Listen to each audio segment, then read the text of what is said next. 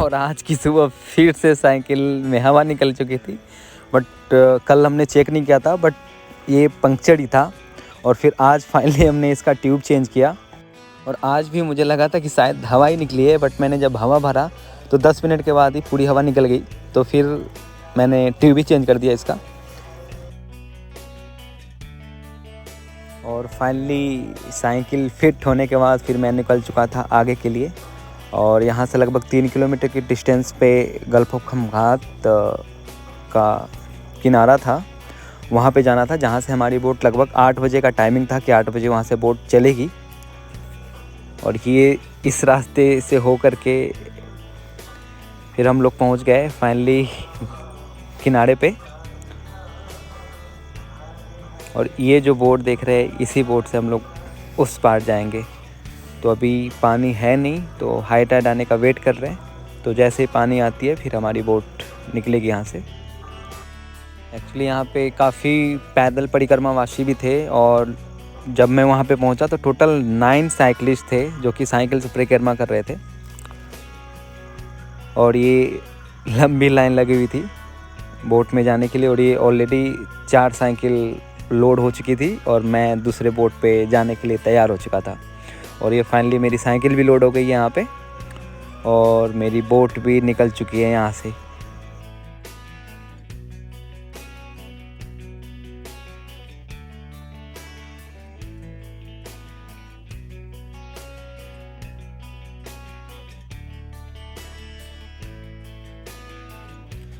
और मैंने तो बोट वाले भैया से रिक्वेस्ट करके मैं बोट के ऊपर ही बैठ गया, क्योंकि मुझे एक खूबसूरत वीडियो भी तो बनानी थी।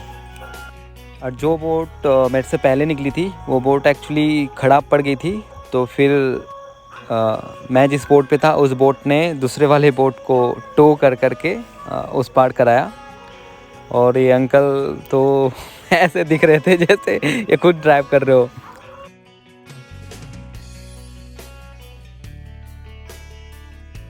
और लगभग 3 घंटे की जर्नी के बाद फाइनली हमारा डेस्टिनेशन दिखने लगा था, जो कि दहेज था।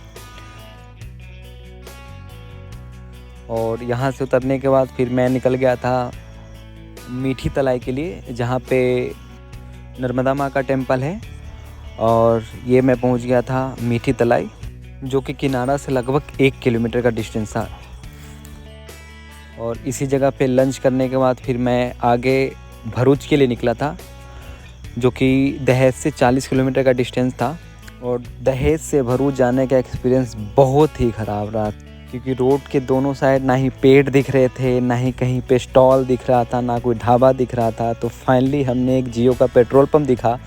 फिर हमने लगभग आधा से पौना घंटा यहाँ पे ही रेस्ट किया, क्योंकि पूरे रास्ते धूप, पॉल्यूशन, धूल। एक्चुअली दहेज एक इंडस्ट्रियल एरिया है, जिसकी वजह से ये रास्ता ऐसा ही है। और इतना स्मेल आ रहा था इंडस्ट्री का, क्या ही बताऊँ मैं।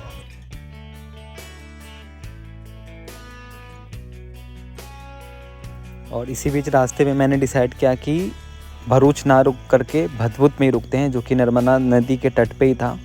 और वहाँ से लगभग दहेज का डिस्टेंस 30 किलोमीटर का था। और ये फाइनली मैं भदभुत के लिए निकल गया था।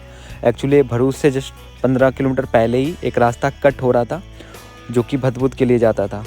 और बहुत देर के बाद हमें ग्रीनरी दिखाई दिया, और रास्ते भी काफ़ी सही थे। और एक बहुत ही खूबसूरत गांव था, जो कि नर्मदा नदी के तट पे ही था। और यहाँ के लोग भी काफ़ी सही थे।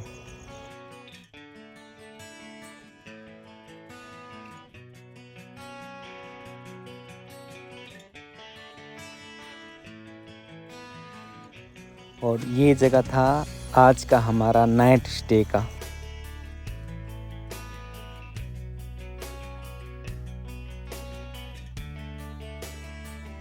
और आज रात का प्रसाद ग्रहण करने और नर्मदा तट पे थोड़ा टाइम स्पेंड करने के बाद नींद भी काफ़ी आ रही है, क्योंकि आज मैं काफ़ी थक चुका हूँ। मैं अब जा रहा हूँ सोने, और फिर कल मिलते हैं। तब तक के लिए नर्मदे हर।